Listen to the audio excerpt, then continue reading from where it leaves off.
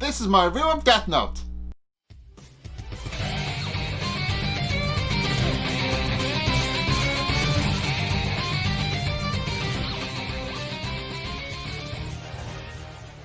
Okay, so in this episode, Misa actually does something pretty clever. So, Misa is asked by L to investigate the Yotsuba group undercover as a celebrity, and basically use her cover story, which is that she was investigated by Kira, which isn't she was investigated to be Kira, but which isn't entirely false. But effectively, she's supposed to go in and pretend to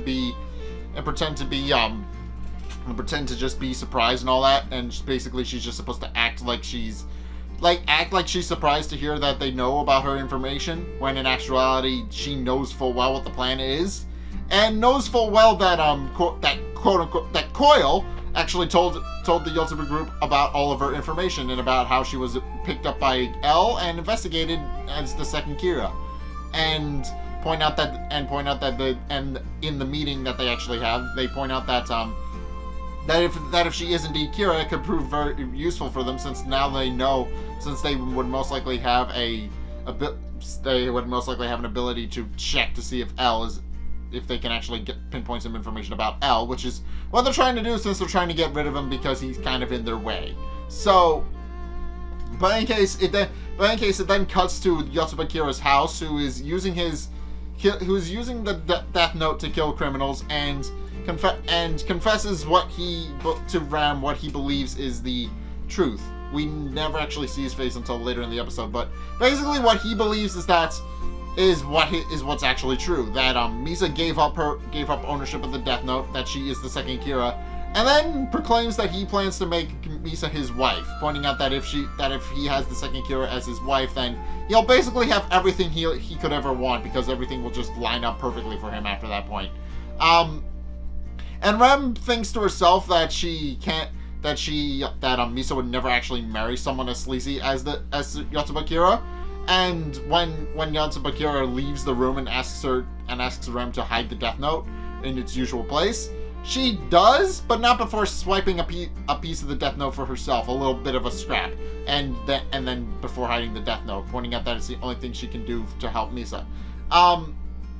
And then during that, Misa actually heads over to the Yotsuba headquarters to go in for her interview, quote unquote, with Mogi acting as her replacement agent.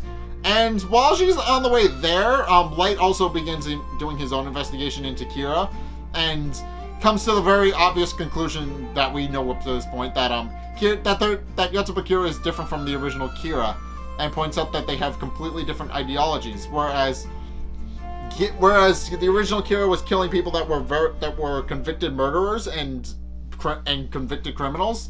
Yotsuba Kira has been killing people that, for lack of a better word, were exonerated for their crimes. They didn't officially had crimes. They were released for false charges and didn't have any, and there wasn't anything to substantiate those claims. People who had never actually done anything to warrant being killed by Kira, and points out, and it's this discrepancy that enables Light to figure out that they are indeed two different people. Although he also points out during this sequence that he slowly starts to realize that the original Kira's ideologies line up disturbingly well with its own, which isn't a surprise since we know that Light is the first Kira. But he dismisses that discrepancy, pointing out that he can't possibly be Kira. But in case, Misa arrives at the interview, and she meets with five of the men who are all in charge, who are basically just there for the interview. They're there to make sure she has what it takes to actually be their new spokesperson. And they confess that they want to hire her right away, but then they also bring up the issues with L, which she pretends to be surprised at, because she knows that that's part of the plan. She pretends to be surprised by the fact that they know this information, and uses this information to actually and basically pleads ignorance to all of this, pointing out that she doesn't know who L is. She never actually saw his face. She never actually heard his voice. At which point one of the men, Higuchi, actually gets up to go to the bathroom because he's annoyed by the fact that they actually have nothing on L, and goes to the bathroom. At which point Misa also decides to excuse herself. And it's at this point where Rem decides to make her move. So, while Misa is in the bathroom, Rem sneaks into the bathroom behind her, slips a piece of the death note into her hand that she ripped earlier. And Rem confirms that it's not enough to actually restore her memories, but at the very least, Misa can see Rem now. And Misa notably has a bit of a panic attack at first because she doesn't understand what's going on and what Rem is.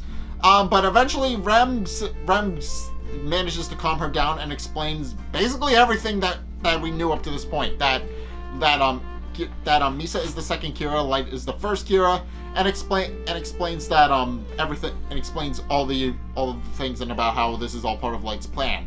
And while Misa is initially very scared at first, she does eventually calm down, and upon realizing that she most likely is the second Kira, even though she doesn't remember it, she reaffirms that she loves Light to death, and that she does, quite literally, and that she'll do anything for him, regardless of if he's Kira or not.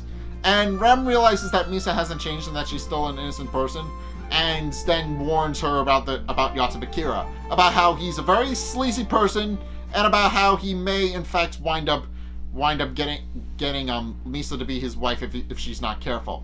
So basically, Rem warns Misa to keep her guard up around the men, and until she's able to confirm which one is Kira. And Rem has a plan on how to do this. So they're going to go back to the interview like nothing happened. Rem is going to stand behind whichever man winds up being Kira, and which will be the signal that Misa will know which one is Yotsuba KIRA. And so Misa goes back to the room as expected. Apologizes for taking so long in the bathroom, and then scans across each of the men to see which one is Kira. And as it turns out, the man who also left the room at the same time, Higuchi, is the third Kira. So based on that, Misa is able to confirm that Higuchi is Kira, and she's not entirely sure how she feels about that, but basically Misa has confirmation that Higuchi is Kira, and she needs to just confirm it now. So she goes back. And in case after the interview, she goes back to headquarters and explains how well her day went, and how she's already she gave everybody her phone number, and she's also gotten asked out by three of the guys. And points out that now the next logical step would be to start dating all of the guys to narrow down which one is Kira.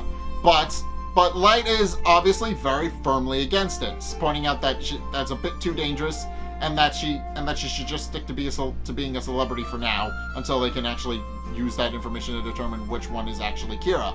And Misa pretends to agree with him, pointing out that she's honored that he's worried about her, but she, in her head, she's like, I'm not going to do that. I'm going to be useful to Light, and I'm going to help him catch the third Kira so he can get his memories back. So, and to that end, she goes to her room to formulate a plan, while pretending to just be ignorant to the whole thing. And in case in point, she actually does come up with a pretty solid plan to catch Yotsuba KIRA. So she knows that Higuchi is the third Kira. She knows that at this point. But what she does is during a photo shoot, she actually slips into a hospital with Mogi escorting her there. Disguises herself as a nurse, slips out of the hospital, and then meets up with Higuchi at his car, and the two go on a drive. And Mogi doesn't realize this until after it's too late, and he discovers that one of Misa's friends have actually disguised herself as Kira. Well, not as Misa, but you get the same difference. But in any case, Misa then begins to formulate her plan. Basically what happens is Rem, Higuchi, and Misa are all in the car together. So Misa uses this to her advantage, and basically despite not having no memories of it, she basically admits to the fact that she's the second Kira in front of Higuchi and Rem, uses this to her advantage to basically convince Higuchi to let his guard down and confirm he's the third Kira. What she does is she admits she's Kira, reveals that she will marry Kira and be his wife, And then Higuchi, who is the third Kira, uses this information to try and get Misa to be his wife by more or less confirming that confirming that he is indeed the third Kira by basically giving her somebody to kill, and she pretends to do this by actually having Rem do the deed while pretending to write down the guy's name. And when Higuchi calls him up, she realizes that he's collapsed on the floor, and this is enough information to actually confirm that Misa is indeed the second Kira. At which point he forces himself upon her and reveals that he is indeed the third Kira. But of course Misa pushes him off and reveals that she doesn't really believe him. So, well, she pretends not to believe him, but in actuality what she's doing is that she's baiting him into confessing. And sure enough, she gets him to confess by using proof that Higuchi will stop killing for a while, and then when she on her say so, he'll start killing again. And if the times match up to what she says, then that will prove that he is indeed the third Kira. And he agrees to do that, unaware that Misa was recording his entire confession on her cell phone, and then shows the task force this message, and goes and basically says, "Hi, I found Kira for you." So, yeah, basically she tricks once Misa involves herself with Rem, she tricks Higuchi into revealing himself, and it's really brilliant. She uses this information to basically trick Higuchi into revealing himself as the third Kira, and using this information to her advantage to get him to confess. So, yeah, basically now the task force knows which one is Kira, and it's not going to be particularly hard for them to catch him now. But they do need more. Evidence. But based on the fact that he confessed, they have a pretty solid lead, I would say. They need more information to be sure, but they do have more than enough But they do have enough for the time being to actually confirm that Higuchi is indeed Kira. So, yeah. Basically it's just a matter of time before they catch Higuchi. They just need to get some solid evidence and maybe figure out a way to arrest him. But it's going to be interesting to be sure, because now Misa doesn't exactly have her memories back, but she does indeed know about Shinigami now. So I'm assuming this is going to be interesting, where something is going to go down involving the Death Note at some point, because let's be honest, I'm going to say this, up until this point, the task force has no idea that the Death Note even exists, with the exception of Light, who lost his memories upon giving it up. So nobody knows that the Death Note is a thing, and now Misa has been informed that the Death Note is a thing. So and even though she has no memories, she was informed by Rem to be the second Kira.